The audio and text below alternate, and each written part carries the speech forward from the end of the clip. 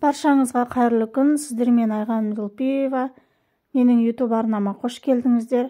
Подписация батырмасын басып, жақындарыңызбен, достарыңызбен бөлісуді ұмытпаңыздар. Себебі бұл мен үшін өте маңызды. Ал бүгін сіздермен 9 сынып химия 1 тоқсанға арналған ТЖБ тапсырмалармен бөлісетін боламын. Бұл бірінші нұсқа.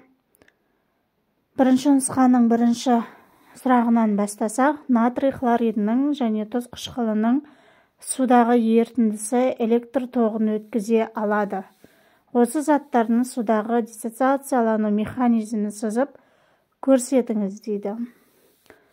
Фосфор қышқылының, натрий гидроксидінің, кальций хлоридінің және калий гидросульфатының электролиттік диссоциациялану теңдеулерін құрыңыздар дейді.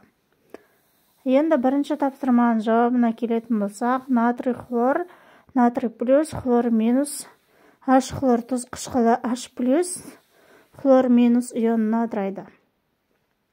Екінші тапсырмада H3PO4 фосфор қышқылы H плюс, PO4 3 минус, натрий OH, натрий плюс, OH минус. Кальций хлор 2, кальций 2 плюс, хлор 2, хлор минус. Калий HSO4, калий плюс, сутек плюс, SO4, 2 минус. Электролиттер бізге екіге бөлінеді. Күшті және әлсіз электролиттер. Күштіге мысал келтіретін болсақ H2SO4, әлсізге мысал келтіретін болсақ H2CO3. Төртінші тапсырмада молекулалық толық қысқартылған иондық теңдеу түрінде жазыңдар деген екен. Купрум SO4 қосылған 2 натрий OH, купрум OH 2 тұнбаға түсіп кетеді, көк тұнбаға, плюс натрий 2 SO4. Толық иондық теңдеуін жазатын болсақ, купрум 2 плюс, SO4 2 минус, 2 натрий плюс, плюс OH. Купрум OH 2 тұнбаға түседі, сондықтан оны бөліп жазбаймыз иондарға. 2 натрий плюс, плюс SO4 2 минус. Қысқартылған теңдеу жазатын болсақ, екінші сатта бірдейлерін қысқартып, не қалды соны жазып қоямыз. Купрум 2 плюс және 2 OH қалды бізде. Екінші сатыда OH-тың алдында 2-ні ұмыт кеткен екен, соны жазуды ұмытпаңыздар. Және тең купрум OH 2 тұнбада өзі қалатын болады. Бесінші тапсырмада бізде сәйкестендіру қажет болады. Темір 2 плюс, калий гексат цианоферраты 3-пен сәйкестендіреді. Екінші. Купрум 2 плюс сілтімен сәйкес келеді.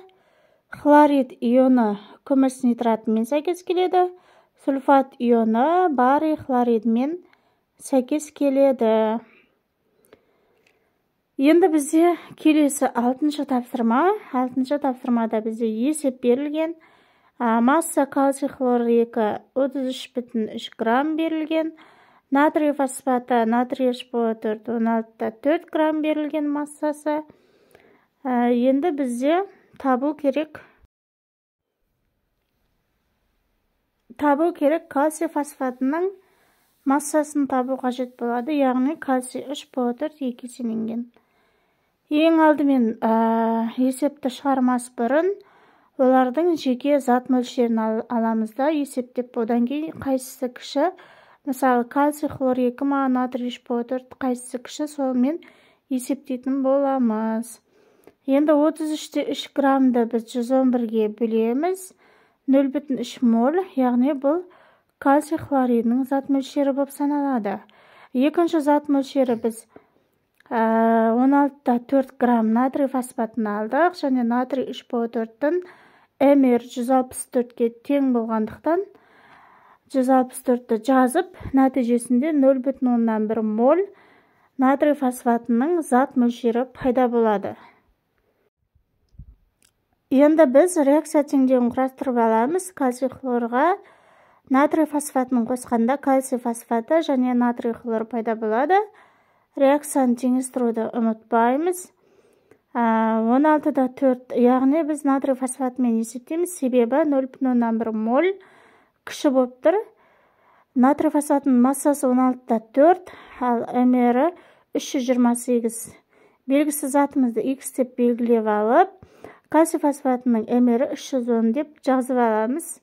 Енді пропорция құру үшін бізде 16,4-ті 310-ға көбейтіп 328 граммға бөлетін боламыз. Сол кезде 15,5 грамм есептің жауабы шығады. Бізде, яғни кальций 3,4 еселенген кальций фосфатының массасы 15,5 граммға тең екен.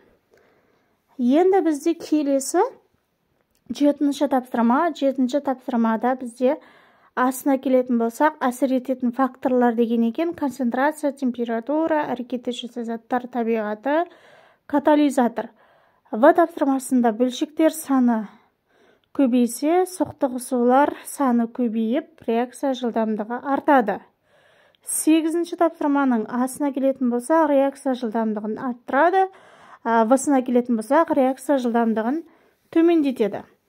9-ші тапсырмада реакция теңдеуі берілген, яғни әсер ететін факторлар қайда ығысады, сол туралы жазатын боламыз. Яғни концентрация оңға, қысым солға, температурасы солға. Мен бұл жерде қысқартып жаздым, ал сіздер толығымен жазсаңыздар болады.